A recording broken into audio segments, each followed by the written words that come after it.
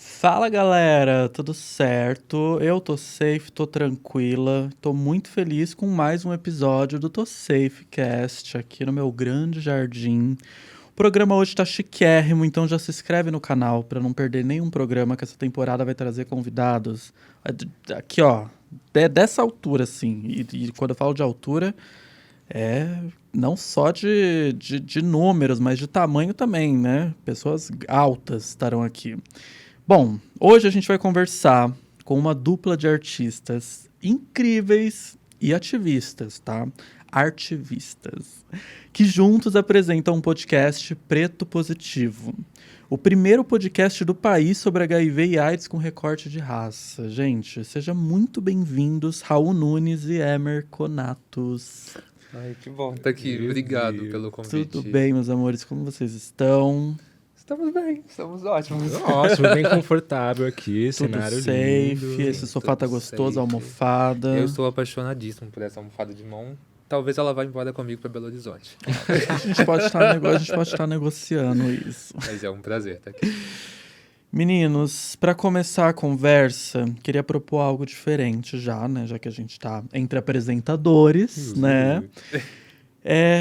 Emer, apresenta pra gente o Raul. Uau, vamos Uau! lá. Cuidado, amiga. Vamos lá, gente, o Raul...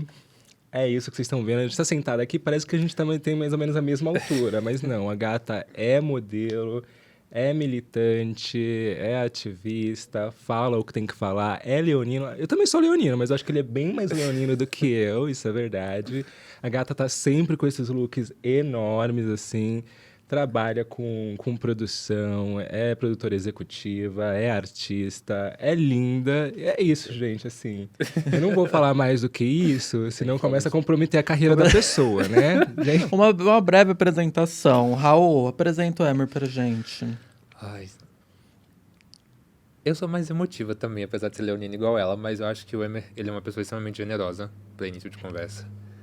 Professor de artes, uma inspiração para muitas pessoas, um roteirista exímio, inclusive está produzindo o roteiro da segunda temporada sozinho e está sendo espetacular. É uma pessoa extremamente alegre, divertida, parceira, lindíssima, gostosíssima Demais, a beça. e divertidíssima. Onde vocês se conheceram? Como começou esse encontro de almas? No chat UOL, mentira. Eu e o Emer, a gente conheceu através da Dana Lisboa, que é uma artista maravilhosa, numa live sobre HIV. A gente estava na pandemia e a Dana quis criar... Naquele movimento de lives na pandemia, a Dana teve essa iniciativa através da House of Bicher, que era uma house de vogue. Ainda uma house de vogue de São Paulo. Isso. E aí a gente se uniu nessa live e foi química, foi assim, instantâneo, nem momentâneo, foi instantâneo. E de lá pra cá eu vou deixar ele explicar. É que eu era da House, né? E aí a gente entrou nesse processo de pandemia e acabaram os ensaios, todo mundo foi pra casa e tudo mais. A gente ficou pensando em como a gente conseguia ainda produzir conteúdo pra House, trazer a cultura ballroom, ainda que pelas telas, né? E nessa época eu estava começando a abordar também Começando não, né? Mas estava abordando já a pauta do HIV e na House ninguém abordava essa pauta. Então ela falou, eu conheço uma gata também que fala sobre HIV e AIDS e acho que tem a sua cara também, é uma pessoa negra. Quero que você conheça a Raul, vamos fazer uma live. Ela marcou tudo. E vocês não são... Quem que não é de São Paulo? Eu. Você não é de São Paulo. Não. Então Isso. vocês se conheceram também à distância. Sim, eu tava em BH na pandemia e o Emer daqui. Isso, aí ela marcou essa live, gata lá em BH, e foi isso, assim, a gente conversou antes, fez uma chamada, o que a gente vai falar e tudo mais, e rolou uma química, quando a gente entrou na live mesmo, ao vivo, rolou mais ainda, a gente terminou falando, legal, vamos trabalhar junto, vamos fazer mais coisas, etc, e foi daí pra frente, né? Sim. Depois, acho que a gente vai chegar nisso mais pra frente, mas é uma coisa assim que a gente se conheceu. Muito legal. E aí, depois, né, como que surgiu a ideia de fazer um podcast, né? De uma live. Então, foi isso mesmo, já era o gancho que eu ia pegar, veio na hora. Aí, de repente, um amigo me mandou o edital de uma plataforma de áudio que estava lançando novos criadores de conteúdo em áudio, em podcast, justamente porque teve aquele lance que aconteceu lá nos Estados Unidos, do Black Lives Matter, tava Sim. naquele impulsionamento todo, o mundo inteiro repercutindo isso. Isso foi Aqui no Brasil... 20. Não 2020, lembro se foi 2020, Foi pandemia. acho que era 2020 pandemia. mesmo, do George Floyd e tudo mais, né? E aí, pegando esse engajamento todo, eles estavam trazendo novos criadores de conteúdos negros e indígenas para a plataforma deles mesmo. Aí, era o último dia. Era o último dia e eu pensei, meu, será que eu me inscrevo? Será que eu não me inscrevo, sabe? E aí, pensei, sei lá, tem alguma coisa pronta? E tinha um roteiro da live que a gente fez. E nessa live a gente tinha decidido que a gente não queria falar só de HIV, a gente queria falar de vida, né? Então a gente queria falar de como era o mercado de trabalho, de como eram as amizades, relacionamentos, sexo, família. A gente queria falar de um contexto geral. Aham. Aí a gente foi dividindo por episódios e tudo mais, aí desenvolvia um pouco mais desse roteiro, inscrevia a gente, Raul não sabia de nada. E aí, de repente, passaram. Eu fiquei, ai, meu Deus, que bom agora. Tá, mas essa foi só a primeira etapa. Tiveram mais umas 5 etapas. Mas aí, mandei áudio pro Raul gritando. Já, Raul, eu topo. Raul já veio pra São Paulo. A gente começou a passar por todo o processo junto. E foi isso. E quando você se inscreveu, né, já era preto positivo ou Não. foi se moldando? Como que começou até chegar no preto positivo? Pode falar. Como Pode ficar à foi? vontade. Como foi, assim, aquele primeiro dia? Eu nem tava pensando... Na verdade, eu nem escutava podcast nessa época. E nem tava pensando em fazer isso. Na verdade, eu sempre quis A ser... gente nem pensava em ser podcaster. Essa é a verdade. Nem ouvia podcast. Nem ouvia podcast. Podcast. Pode continuar. Isso foi isso, assim, naquele primeiro dia era tudo muito recente, então eu, sei lá, a princípio, o primeiro nome que veio na cabeça era Mais Que Preto, só que aí, né, ficava uma coisa meio dúbia, o que é isso, Mais Que Preto? Não basta ser preto? Aí outra ideia era... não vou lembrar da outra ideia agora, mas eram 2 ideias ruins. Até que surgiu o Preto Positivo, o Raul super concordou, a gente mostrou pra equipe e eles gostaram também, o pessoal que estava fazendo a seleção, né? Foram mais de 1.000 inscritos, mais de 1.000 projetos inscritos, aí na primeira fase passaram 30, depois passaram 20, depois passaram 10, aí depois foram 4, né, no final, que lançaram, né? Que lançaram foram 4. Nossa, eram só 4. E é Só isso. 4. Caraca. Vários processos. Foram processos. Foram 2 anos. Preto Positivo demorou 2 anos. A gente tava... Quando eu vim pra cá era setembro da pandemia. Não tava tão... Assim, já tinha algumas... não vacinas, mas tinha alguns estudos da vacina. Já tava no processo de desenvolvimento de algumas coisas. Então tava um pouco mais tranquilo. Então eu falei, eu vou por aí. E aí a gente começou a pensar na identidade sonora, na visual. E aí apresentar já essas iniciativas para a plataforma. Então foi um estudo de 2 anos também, porque além dessas, acho que o que une muito eu e o Emer é um valor que a gente tem uma responsabilidade social para além do podcast. O podcast ele sempre foi sobre responsabilidade social e identificação. A minha química com o Emer, ela tem um plus que é a identificação de bicha preta. A minha história de uma bicha que mora em Belo Horizonte com uma bicha de São Paulo, muito igual. Sobre traumas, sobre relações, sobre vivência.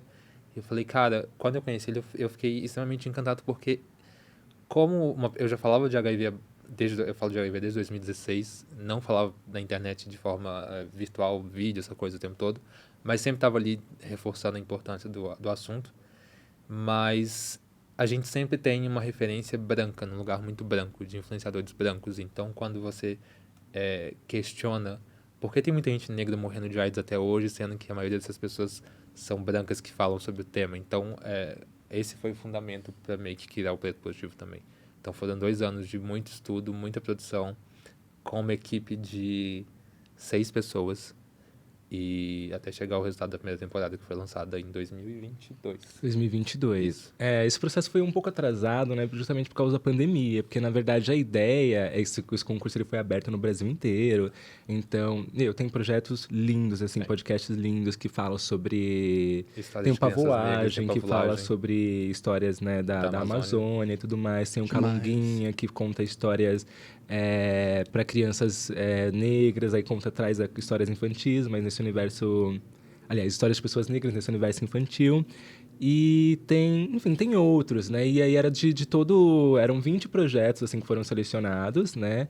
Do Brasil inteiro. E a ideia era que a gente se reunisse, né? Em estúdio e tudo mais, fizesse todo o processo presencial, que a gente se conhecesse. Mas isso era previsto antes da pandemia, assim. Assim começou o processo, começou a pandemia também.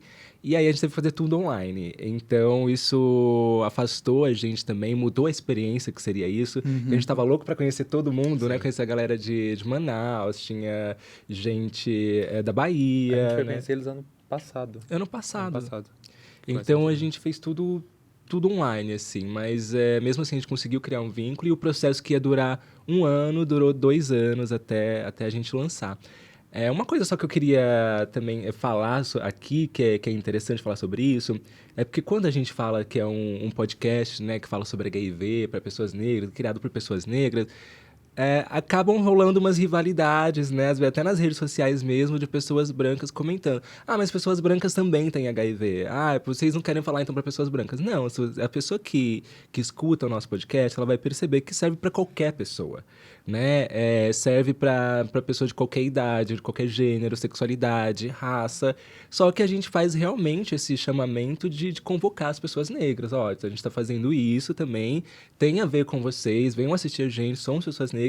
É justamente não a questão de rivalizar, né? Agora porque tem criadores de conteúdos brancos, a maioria, agora a gente quer rivalizar também. Não, né? Mas a gente quer chamar a população negra de falar, olha, também é importante a gente debater saúde pública, que é difícil, né? Debater saúde pública com a população negra, porque é uma população que é maltratada em diversos sistemas, né? Na educação, na saúde, na segurança, e aí você falar para essa pessoa que ela tem direito a cuidar da saúde dela, que ela tem direito à saúde pública, ainda mais quando a gente passa por experiências de maus tratos ou distrato, assim, em consultas médicas, aí é difícil falar para a pessoa, vai lá, tá ali seu direito, vai fazer os exames, você tem que ir no médico, né? Geralmente, não quero ir no médico, sabe? Não me sinto bem, não me sinto confortável. E se isso já é assim para pessoas brancas, para pessoas LGBTs, para pessoas no geral, quando você coloca o quesito raça, dá uma afastada maior, assim. Tanto é que a gente tem esses números, desde que a gente começou, né? Até hoje, a população negra ainda é a que mais morre, ainda é a que tem menos acesso. Então, não é uma questão de rivalizar. É uma questão de trazer a galera negra para a pauta, né? Falar, vamos discutir o saúde. HIV é o mesmo. O que vai estar na pessoa branca, na pessoa preta, na pessoa indígena. A questão mesmo é o acesso à medicação, o acesso ao tratamento, o acesso ao diagnóstico, ao serviço de saúde, ao acompanhamento, acolhimento, todas essas coisas, né? E as barreiras que a gente vai falar mais sobre isso, que essa população enfrenta, né? E outras também, né? Eu acho que a importância de vocês fazerem esse podcast com esse recorte, né? Assim como eu acho que é muito importante também travestis falarem, né, de HIV para travestis, né? Falar homens trans para homens trans, porque são vivências completamente diferentes, né? A vivência do pós-diagnóstico, né? Totalmente diferente. Eu, enfim, vivo em São Paulo, então também já tem essa outra diferença da pessoa de São Paulo para a pessoa e foi uma coisa que de outro estado, do interior. Quando a gente foi discutindo, sabe? Eu venho de uma cidade que tem um acolhimento diferente daqui. Quando eu morei em São Paulo, né, na época que eu morei aqui 5 anos, eu percebi nitidamente, assim, a diferença de tratamento em relação a uma cidade a outra, o que um serviço de saúde oferece e o que o outro não oferece. Então, são várias... na verdade, são vários recortes, são várias diferenças que existem. Então, e é meio que sobre isso que a gente vai te falar mais um pouco pra frente, sobre a segunda temporada também. Sim. E quais são as pautas, assim, que vocês buscam trazer no Preto Positivo? Pelo menos nessa primeira temporada, assim, como que foi essa escolha? Você, né, foi o roteirista, inclusive. Na primeira temporada foi um beabá. A gente falou isso essa semana numa entrevista. A gente quis informar primeiro. É um material muito didático, então o que o Emer falou agora sobre essa questão de informar, ver nesse lugar.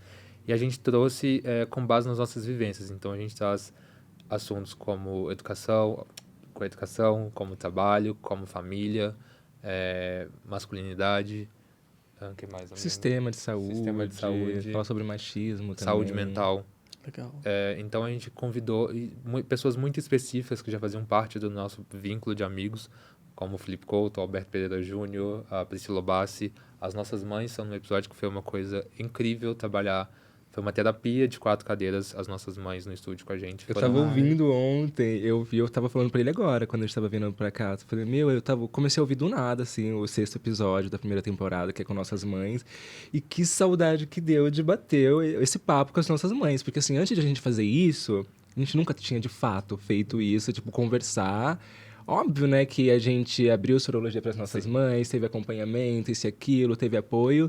Mas, assim, de sentar, sabe? Conversar olho a olho, assim, sobre várias questões. Saber assim. como elas sentiram, como foi para elas. E discutir isso acho que é um dos episódios que eu tenho, é o episódio que eu tenho mais carinho, assim. Acho que até pela ligação que ambos têm com as mães. Então, é uma coisa muito emocionante.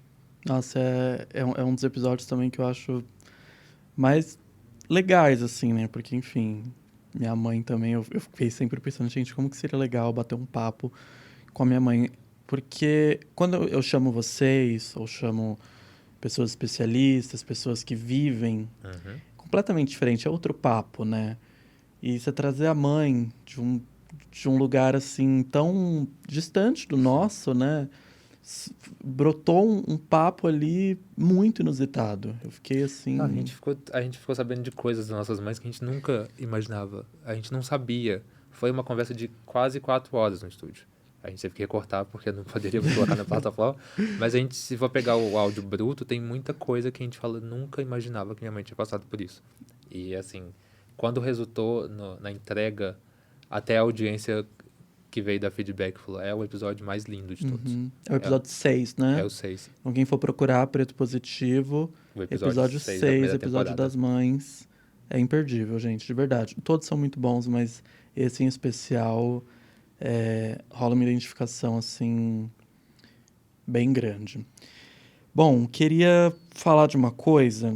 Eu tava olhando a publicação de vocês e tem uma especial que me chamou a atenção. Já tinha visto essa notícia circulando nas redes, que diz assim: negros são agora perfil racial mais afetado por HIV no Brasil. Mostra, e aí, né, tinha o post. Qual que é a importância de ampliar a discussão sobre saúde sexual com enfoque na população negra, principalmente, né, depois desse levantamento que teve? Eu vi, deu uma grande repercutida e gerou muitos comentários, inclusive quando você falou sobre qual a necessidade de fazer um podcast só para pessoas negras. Eu vi muitos comentários sobre isso, né, falando, mas não são só pessoas negras que morrem. E, enfim, queria que vocês falassem mais sobre isso. Então, as pessoas tiram conclusões que, sim, a gente nunca falou isso, né? Que são só pessoas negras que morrem, né? A gente traz os dados e contra dados não tem mais evidências, entendeu? A gente traz dados desde quando a gente começou, né? Que a população negra é que mais morre. Então, assim, a gente precisa chamar a atenção dessa população. E não só a gente faz esse trabalho, né, por conta própria, quando a gente tem patrocínio, quando a gente não tem. Mas, assim, é também tentando pressionar, né, os órgãos públicos para que realmente façam uma campanha que consiga chegar a cada vez mais pessoas, né? Porque a gente sabe que sim, a gente tem uma importância do nosso trabalho, só que a gente não consegue chegar a todo mundo, a toda a população negra. Sim. Até porque quando a gente vai falar de áreas mais remotas, lugares mais afastados, outros estados, interior desses outros estados, é muito difícil também a questão da internet, que a gente precisa da internet para chegar nas casas dessas pessoas. E a população negra é a população que tem menos acesso também à internet, a população mais marginalizada que mora nas áreas mais remotas, nas áreas mais periféricas, né? Se for puxar aí, a maioria das periferias do Brasil, a maior parte são pessoas negras. Aí tem a questão de energia também, né? Se chega energia na casa da pessoa. E dentre várias várias outras questões, né? Porque a sobrevivência é uma questão sempre muito latente, assim, nas minorias de forma geral, né? Mas também na população negra. Então, é uma coisa até que eu comentei em outra entrevista esses dias, que não adianta você ficar falando de prevenção, de saúde sexual, para uma pessoa que está com fome, sabe? Para uma pessoa que não tem nem internet, para uma pessoa que não tem energia, sabe? Que não tem água. Então, a primeira questão que ela vai ter ali é de sobreviver. O que eu posso fazer hoje para sobreviver? Porque até para a pessoa conseguir o tratamento, para ela conseguir tomar os antirretrovirais, primeiro ela precisa estar viva, né? Ela não vai estar viva se ela não tiver um trabalho, se ela não tiver como colocar ali comida, né? As coisas básicas em casa. Então, também é uma questão de assistência social que não cabe só a nós. A gente cobra, sim, de medidas, né, públicas, políticas públicas, só que a gente sozinho também não consegue fazer isso. Então, até a questão da internet é um problema pra gente. E a gente sempre reforça, né? O que a gente pode fazer é também trabalhar um pouco mais o boca a boca, sabe? As pessoas passarem informação uma para outra. Se você tem informação, passa para alguém que não teve. E trazer também a oralidade, né? Porque a oralidade é muito importante também, principalmente, né, se a gente for pensar em culturas indígenas, culturas quilombolas, né, onde o conhecimento é passado do boca a boca. Então, isso também talvez é uma outra forma de chegar nessas pessoas. Acho que essa é a minha visão. Eu não tenho mais nada que complementar, tá? Vocês já tinham alguma referência preta no assunto antes do podcast de vocês? Quais eram as referências de vocês? Negra não. Negra, a primeira que eu tive foi o Emer. A minha primeira, assim, foi o Gabriel Estrela. Eu fui atrás do conteúdo na época para poder entender um pouco melhor. Ele foi a primeira pessoa que eu vi no YouTube. E a história dele, enfim, a gente tanto tem acho que o episódio da segunda temporada do Deu Positivo da MTV, somos eu e ele. Por ele ser a minha referência. Mas depois veio o Emer e hoje é ele a minha primeira. Olha, ou eu não sabia ou eu não lembrava disso, mas acho que eu nunca falei. Eu tinha duas referências. Eu tinha o Flip e a Mika, que na época eles eram do coletivo Amém. Acho que o Flip ainda é da festa Amém. E olha que loucura, uma semana antes de eu pegar o meu diagnóstico, eu já conhecia pessoas, já tinha referência de pessoas brancas que viviam com HIV antes de eu pegar o meu diagnóstico. Então eu já tinha uma mente assim desconstruída em relação ao HIV e AIDS. Eu acompanhava a coletiva Louca de Afavirense, que na época era no Facebook, eu ia falar Orkut, gente, não, isso faz muito tempo. Orkut, que acompanhava vários textos desmistificando a questão. Mesmo? Não, era Facebook. no Facebook mesmo. Não era tão velho assim. E aí eu já tive acesso a vários textos, assim, reflexões que desmentiam essas questões das carimbadas, dos grupos de enfim, várias questões aí do universo HIV, várias fake news que essa coletiva desmistificava. Então, e também já conhecia pessoas ali que eu admirava, que via que estava bem de saúde, que estava bem em mercado de trabalho e tudo mais, fazendo seus corres. Então, eu já não tinha aquela ideia de que, nossa, se eu contrair HIV, eu vou morrer. Já não estava nesse lugar. É o fim da vida. Mas, até então, não tinha referência de pessoas negras. Até que, uma semana antes de eu pegar meu diagnóstico, uma amiga minha que vive com HIV falou, olha, vai rolar isso no final de 2018, vai rolar um evento que chama Positivas no Topo, que era da festa Amém, e vamos lá. Daí eu, vamos, fui. E acompanhei ali as pessoas abrindo, né, suas vivências, né, falando. A maioria das pessoas ali eram negras e aí já foi uma perspectiva diferente para mim. E era um rolê bem gostosinho, que a gente bebia, a gente conversava, a gente comia, ouvia uma música. Aí depois, uma semana depois, aí eu pego o meu diagnóstico. Então, na verdade, eu já vivia com HIV naquele momento que eu tava ali no meio daquelas pessoas, só não sabia. Caraca. E aí, as duas primeiras referências que eu tive ali foram o Flip e a Mika.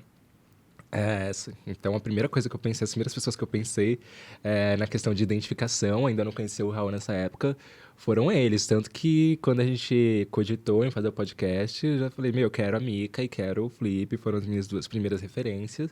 Só que ainda era pouco, né? Pouquíssimo. E por isso que a gente quis entrar nesse movimento também de vamos chamar mais pessoas. Muito bom. Então, você falou já, ia ser a próxima pergunta, queria saber do diagnóstico de vocês, né? Como que foi, quando aconteceu, uma breve história aí desse momento. Você pegou primeiro. Ai, Deus. O meu foi dramático, como toda a minha vida é. Mas eu tinha saído de um relacionamento e, enfim, que também foi extremamente abusivo, um relacionamento interracial. E quando eu recebi o diagnóstico foi um choque, assim, foi algo bem, bem chocante, porque eu não esperava. Acho que é aquela coisa, a gente acha que nunca vai acontecer com a gente. E pior veio porque a pessoa sabia que era uma pessoa que vivia com HIV, que vive com HIV. E, bom, na minha cabeça ela vivia, mas vive. E não me contou e não se cuidava. Então isso foi uma coisa muito difícil pra mim. Eu falo que isso é uma sorte, uma bênção, porque a minha mãe foi a primeira pessoa com quem eu contei e compartilhei no mesmo dia. E ela super me acolheu, a gente conversou e vamos cuidar junto, e a gente tá junto. E vieram algumas situações de sorofobia posteriormente, como no trabalho, na sociedade, e eu tive que ter muita inteligência emocional para lidar com tudo isso. Um suporte familiar e de amigos, porque eu acho que também quando você recebe um diagnóstico como o do HIV, parece que passa um filtro. Então, você começa a entender algumas pessoas e realocar elas em alguns lugares na sua vida. Sim. Mas no início foi bem... durante a consulta eu lembro que foi bem difícil, porque foi por uma situação de uma outra IST, que é a sífilis, que eu fui fazer o exame. Eu já estava num nível onde estava tendo alguma secreção. E aí eu fiz, já imaginava que fosse a sífilis. E aí quando ela pediu para testar de novo, eu falei, nunca aconteceu de testar de novo, né? Então eu falei, alguma coisa está acontecendo. E aí eu não esqueço o nome dela, Mariana, que foi a enfermeira que me deu a notícia, ela foi muito cuidadosa. Ela sentou comigo, ela me deu o tempo que eu precisei para entender o lugar. Quando ela falou, né, me deu o diagnóstico. Me esperou até uma pessoa vir me buscar, e enfim, na época um amigo foi me buscar no dia do consultório. E foi esse lugar, assim, de passar um filme na sua cabeça pra você poder entender e, enfim, abraçar aquilo dali, porque aquilo dali agora faz parte da sua vida. E como lidar com isso. Passei por alguns momentos de aceitação, de entendimento, que aí houve um período no inicial, assim, bem no início, que algumas semanas de abandono, porque eu não entrava na minha cabeça, por ter que lidar com a situação do término, da situação da pessoa que sabia e não me contou. Aí eu também me culpo por não ter me protegido. Então entra nesse lugar de sua cabeça entrar em várias discussões, em vários questionamentos. E aí um momento você vai respirar e vai entender e falar, tá tudo certo. Você vai viver, tá tudo bem. Só toma mais cuidado com você mesmo. Se ame mais um pouco. Foi isso que passou na minha cabeça. E em todos os sentidos, não só em relação às ISTs, mas se ame, se cuide. Você é uma pessoa muito valiosa. E aí, de lá pra cá, foi isso que aconteceu. E aí, passaram outras coisas. E acho que o lugar que eu tô hoje, eu me sinto muito tranquilo e muito seguro hoje de quem eu sou. E de poder falar isso abertamente, e influenciar e apoiar e acolher pessoas, sabe? Então, eu acho que no início foi esse meio drama, assim, que aconteceu. Eu já era uma pessoa que tinha muita informação, não sei porquê, mas desde pequeno fui muito curioso em relação a HIV e AIDS. Então sempre quis me... Na verdade, eu até entendo o porquê, porque eu estava me identificando como né, gay, como uma pessoa homem que gosta de homens, que tem tratação por outros homens. Isso lá para os meus 5 anos, já entendendo que eu assistia a novela e achava bonito os galãs e etc. E aí, uma vez eu vi uma reportagem sobre o Cazuza e não sei como, mas eu perguntei pra minha mãe, né, o que é AIDS, o que é HIV? E aí a primeira resposta que minha mãe soube me dar naquela época foi, é uma coisa que acontece com pessoas com homens que se relacionam com homens, assim. Então eu já fiquei pensando, naquele momento, assim, a sociedade já me passou AIDS, já me passou HIV, né? Enfim, aí foi aquela coisa de eu querer entender justamente para que não acontecesse comigo, né? Então eu sempre fiquei muito curioso, né? Até por uma questão de que foi a primeira vez que eu tive ciência de algum estado, de alguma condição, infecção, doença que não tinha cura. Aí eu fiquei, como assim, gente? Tudo que eu conheço tem cura? Como assim não tem cura? Aí eu fui muito curioso.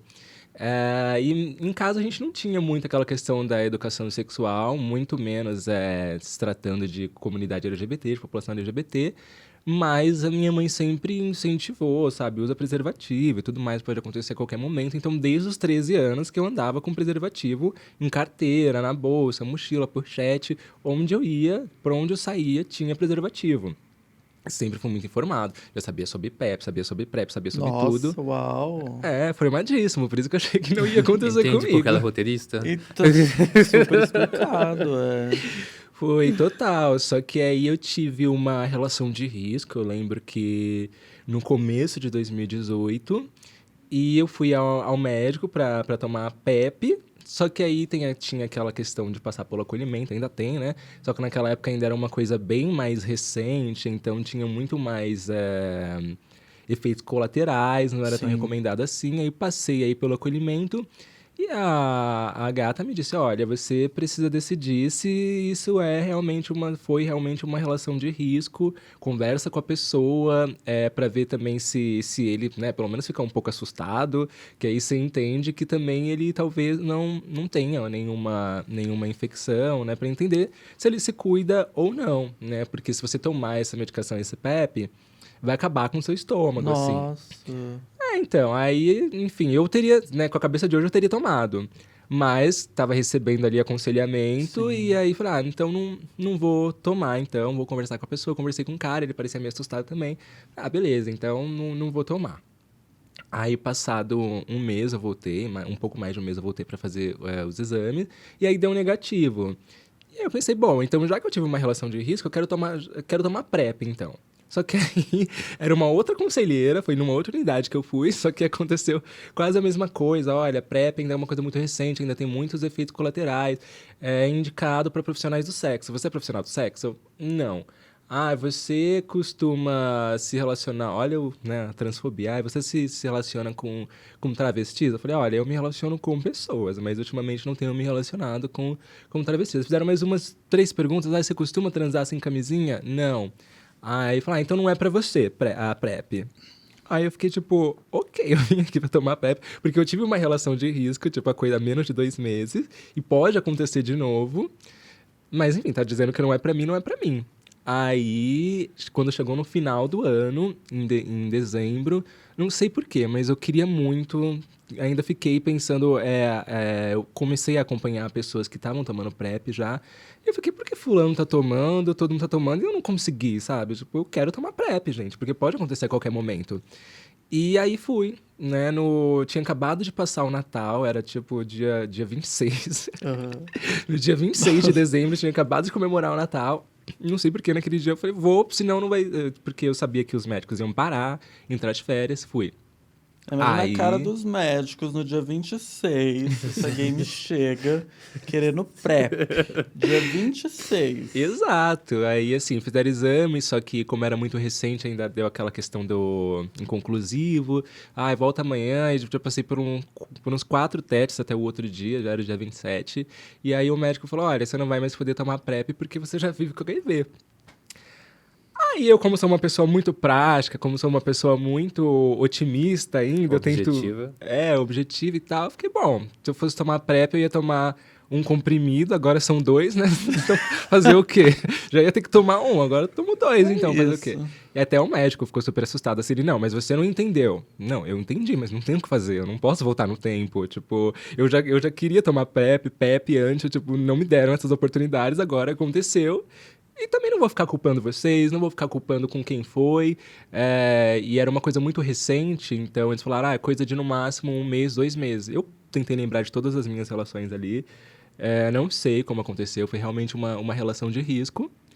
Mas é isso, mas a minha experiência foi ruim, o médico já começou a me estereotipar também, a falar, vocês não ligam pra nada, né? E eu fiquei tipo, vocês quem? Só até eu e você aqui, você tá falando, sei lá, vocês viados, vocês o quê que você tá querendo falar com isso?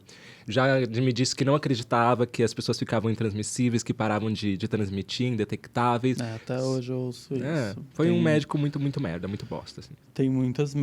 E isso é complicado, né? Porque às vezes a gente busca o sistema de saúde, né, para obter uma informação, para buscar um tratamento, e a gente encontra essas pedras no caminho por desinformação ou por crença mesmo, né? Essa questão da indetectabilidade, por exemplo.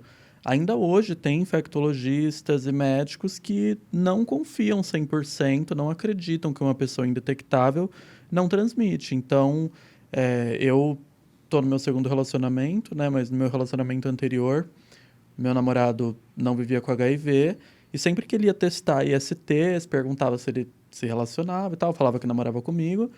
Mesmo falando que eu era indetectável, eu falava, olha, mas é bom sim você tomar PrEP, porque tem que tomar porque ele vive com HIV. E agora com o meu namorado atual é a mesma coisa. A gente ir no sistema de saúde, alguém fala pra ele, você tem que estar tomando a PrEP para se proteger. Então sempre colocando em risco, colocando em xeque, né? Se você se cuida ou não, porque sempre vem esse discurso de mas se ele não tomou hoje, mas você não sabe se ele toma todo dia, aí você vê se ele toma certinho no horário.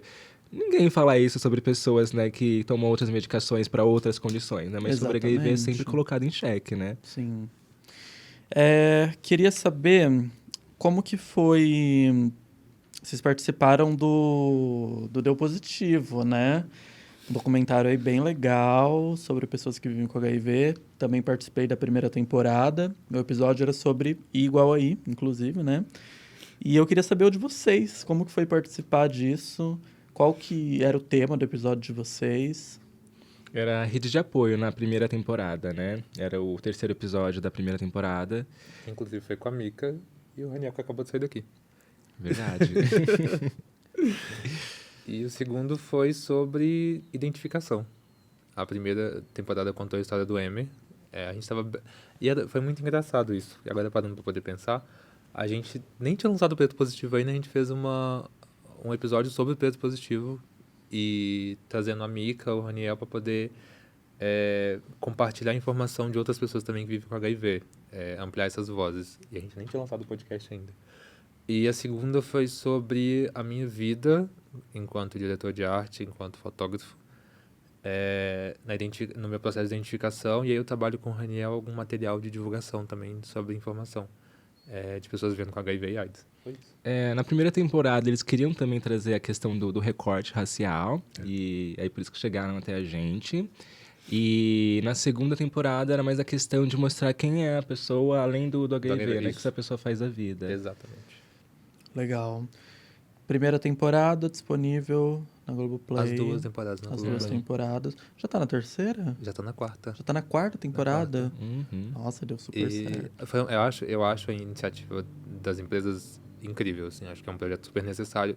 Acho pela linguagem e por ser disponibilizado primeiro na MTV, que eu acho que é um canal que tem um alcance ótimo em relação à faixa etária que ele dispõe. E hoje na Globoplay, assim, acho que muita gente pode voltar, inclusive você que está assistindo a gente, pode ir lá agora na Globoplay e buscar as temporadas que estão lá disponíveis para ver essas beldades aqui. É muito bom. Inclusive, participando, né, do Deu Positivo, foi um dos motivadores de eu criar o ToSafe, porque é muito bom, Deu Positivo é maravilhoso, mas ele tá numa plataforma ali, paga, fechada, Sim. que, enfim, realmente não é todo mundo que tem acesso, né? Então, claro que ainda assim, o ToSafe, por mais que tá disponível aí de graça no YouTube, ainda tem pessoas que não têm acesso à internet, tudo. A gente tenta outros meios para chegar nesses lugares, mas vocês, né, como criadores também, né, roteiristas, muito legal essa iniciativa do podcast, né, para também sair dessa plataforma fechada e poder ir para um lugar onde mais pessoas conseguem ter acesso. Acho que é muito sobre isso a segunda temporada. A gente sempre teve essa vontade. A primeira vontade de lançar uma segunda temporada foi falar sobre outras regiões do país. A gente gravando a primeira temporada já estava com esse pensamento na segunda. Então, hoje, trazer histórias de pessoas do norte do país, do nordeste do país, do centro-oeste do país, que a gente não tem referência nenhuma de como é o tratamento, de como é o acolhimento, de como é a realidade dessas pessoas, já é um passo muito grande. E sair de uma plataforma única para poder disponibilizar em todas, eu acho que é algo que avança e aumenta a possibilidade de compartilhar mais informação. E, para além disso, eu acho que o Preto Positivo, ele tem uma... Eu não sei o que acontece, mas as pessoas sempre convidam a gente para poder compartilhar essas histórias e narrativas em lugares presencialmente, né, offline. E é sempre muito bem recebido. E eu fui para a CIS no ano passado, na Unesp, e onde o Preto Positivo foi material de estudo. Foi bem interessante, assim, pela turma de psicologia, foi um simpósio de psicologia internacional. E eu acho que esses lugares, hoje, pensando, né, em como ampliar mais essas vozes do Preto Positivo, acho que o Preto Positivo já é uma plataforma de ampliar vozes desde a primeira temporada, mas hoje a gente pensa mais em estar em lugares, nas comunidades principalmente, em rodas de conversa, em escolas, em ONGs, para poder realmente levar essa informação a quem precisa. Acho que é isso. E foi até uma surpresa pra gente, né? Porque quando a gente lança o conteúdo, a gente pensa o quê? Em chegar em pessoas que vivem com HIV, pessoas que conhecem alguém que vive com HIV, que acabou de pegar o diagnóstico, mas de repente a gente está sendo ouvido por médicos, por enfermeiros, por... Que são feedbacks recorrentes. A gente sempre recebe feedback de médico, enfermeiro, técnico, psicólogo, que fala, eu sempre indico, porque é importante, a gente busca atualização. E o que eu acho muito importante, porque eu acho que o sistema de saúde ele ainda é muito carente. Sim. Dos profissionais que buscam se atualizar sobre informações para trazer um acolhimento, porque, querendo ou não, eu acho que essas pessoas estão ali prestando serviço à comunidade. E faz parte do papel delas se atualizarem, se informarem e acolher da forma que deve ser. A gente está falando de direito humano, direito de saúde, né? Então, acho que é importante isso. Total. Queria que vocês indicassem pra gente uma ONG, um grupo de acolhimento.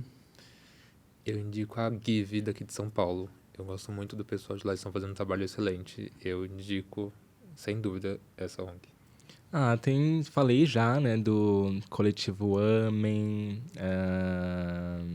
mas nossa, vou lembrar agora de outras, vamos lá. Tem o Dose de Vida, do David também. Sim. É que a gente conhece mais, na verdade, pessoas que se articulam, Sim. né, que, como você, por exemplo, né. ONGs a gente tem pouco contato, né, com... Mas o Give, né? A gente já falou algumas vezes dele aqui. Inclusive, mais uma vez, a gente vai deixar aqui linkado tanto as redes do Give, da Amen também, né? Que faz esse trabalho. E do Dose de Vida, né? Que o David Oliveira faz um trabalho muito legal. Queria fazer um bate-bola rápido com vocês. Ai, meu Deus. Chegou o momento de vocês participarem de um bate-bola. Deixa eu só tomar minha bebida de patrão aqui. A gente tá fazendo bate-bola lá na segunda temporada agora do podcast. Necessário. E aí a gente já tava até se imaginando. Como será que a gente responderia? Agora a gente tá aqui pra responder. É o momento de vocês treinarem o bate-bola pro programa de vocês. Mas antes do bate-bola, tem um spoiler que vocês poderiam dar da segunda temporada? Lançamento, né? O lançamento. A gente não falou do lançamento. A gente vai lançar. Eu fiquei um pouco nervoso com o bate-bola, confesso. É o tempo de vocês respirarem aí. Mas o lançamento, a gente foi reconhecido pela ONU e pela UNAIDS esse ano, o que é muito importante pra gente, pelo nosso trabalho. E o lançamento vai ser um episódio especial com a UNAIDS. Como a gente tá falando de territorialidade também dentro dessa temporada nova, a gente traz uma especialista, uma doutora Yasna. Muito obrigado, inclusive, pelo seu tempo. E onde a gente discute a vivência dela enquanto uma mulher trans que vive com HIV e a territorialidade e dados da territorialidade do nosso país. Incrível. É bom que ela traz um panorama, assim, de todo o país, assim, para abrir a temporada, que a gente lança em 4 de abril, né? E aí depois, os próximos episódios, a gente começa a fazer o que a gente chama de mochilão online, que a gente vai passando por todas as regiões do Brasil, conhecendo pessoas, falando ali da vivência de cada uma.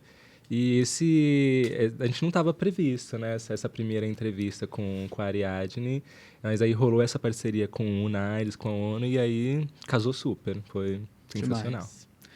Muito sucesso, viu? Nessa nova temporada. Já estou Ai. ansiosíssima. Deixa eu só fazer um Obrigado. convite, inclusive, a Por gente ainda favor. não tem limite de convidados ou de episódios para essa segunda temporada.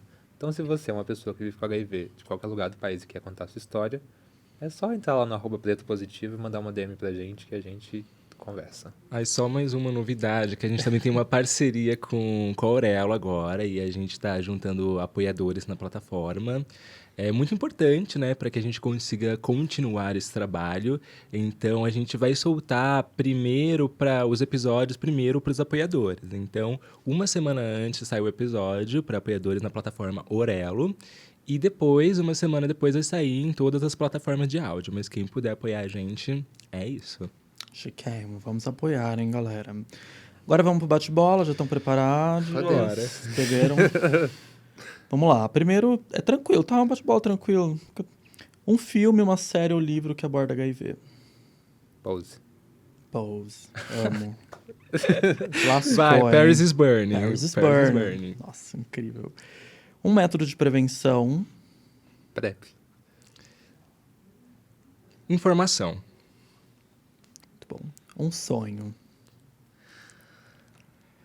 Pode ir, amiga.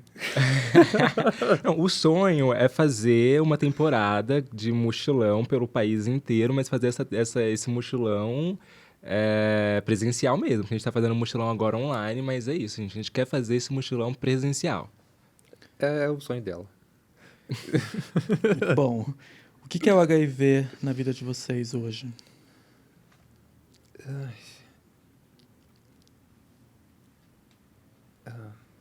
Quer que eu comece? Pode ir, eu tô pensando aqui. Eu acho que quando eu peguei meu diagnóstico, em algum momento o HIV parecia uma coisa muito, muito grande, né? Só que com o passar do tempo, eu fui percebendo que o HIV se tornou, né? Óbvio que, né, graças à tecnologia, aos avanços científicos, tecnológicos, mas ele se tornou uma coisa muito, muito pequena. Às vezes eu esqueço, eu só lembro que eu tenho HIV por causa do podcast. É uma coisa pequena. Uma coisa pequena. Ele foi um filtro pra mim. E hoje ele é uma coisa pequena. Que ele não define quem eu sou. Obrigado por isso. Queria que vocês deixassem uma mensagem para os nossos seguidores aqui, que vivem com HIV e que não vivem também. Podem usar e abusar da câmera de vocês para esse momento. Se cuidem. Acho que se cuidem em todos os lugares da vida, assim. Eu acho que o que eu aprendi em relação ao HIV é sobre amor próprio. E não é sobre ser clichê. É sobre entender muito a relação com você, com o seu espiritual, com o seu mental, com o seu físico, principalmente. E faça boas escolhas na sua vida, principalmente das relações com o que você cultiva. Acho que a mensagem que eu tenho para deixar é essa. Acredito que independente, né, complementando, independente de viver com HIV ou não, é muito importante escolher as pessoas certas, as pessoas que estão ao seu lado, as pessoas que vão te apoiar, independente de alguma informação que você traga. Pode ser que, sei lá, de repente você fale, eu sou bissexual, sabe? Ter certeza que as pessoas que estão com você não vão te julgar por isso. Ou não, de repente, eu quero me mudar, sei lá, pra Alemanha. Saber que você vai ter apoio para isso. Peguei um diagnóstico de HIV, saber que você vai ter apoio para isso. Então, apoie as pessoas que estão à sua volta, os sonhos, quem elas são, o que elas gostam de fazer. E esteja também certa de que essas pessoas te apoiam também. Acho que a gente precisa muito fortalecer as nossas relações e principalmente as nossas relações com a gente mesmo, né? Tenha uma relação com você e tenho certeza que as pessoas que vão se aproximar são pessoas que te aceitam como você é e como você merece também.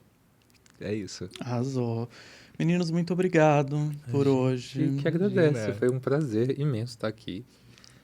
O seu trabalho também é uma referência pra gente. A gente tá muito feliz com o que você tá fazendo.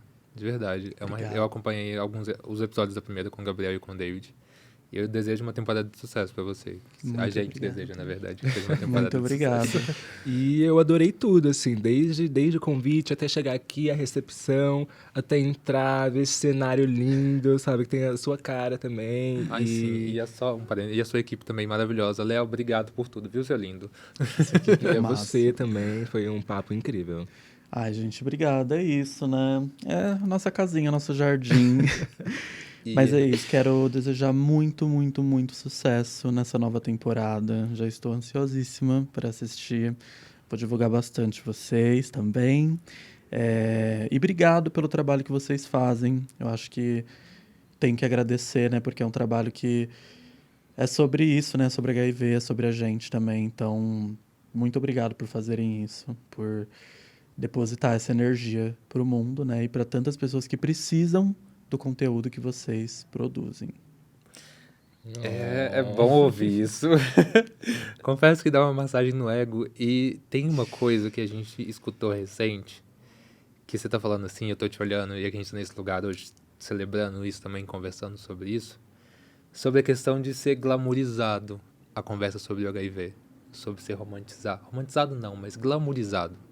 A gente tá chique aqui hoje. A gente tá chique. A gente é chique. A gente é chique. E a gente não tem que deixar de ser chique ou ter glamour só porque a gente vive com HIV. Antes do HIV, existe a nossa vida. Nós somos assim antes dele e depois dele. Amor, a gente já era chique, Há ó. muito tempo. Há muito tempo. Isso daqui sou eu chique com HIV, mas eu chique sem Exato. HIV. Então é Igual. isso. Eu tô aqui, a gente tá bem feliz de estar aqui. A gente veio de coração aberto e a gente só tem a agradecer mesmo pelo convite e reforçar que o seu trabalho é importante. Muito, muito obrigado. Gente, todas as redes sociais deles estarão aqui, linkadas no vídeo, tá? Para vocês acessarem. Bom, engajem muito eles, curtam, compartilhem os conteúdos. Claro, a gente também, siga a gente nas redes sociais, Instagram, TikTok, os cortes do vídeo vai estar lá no TikTok. E o ToSafeCast também está nas plataformas de áudio. Então, se você está vendo a gente aqui do YouTube, pode ouvir a gente também aí pelas plataformas de áudio.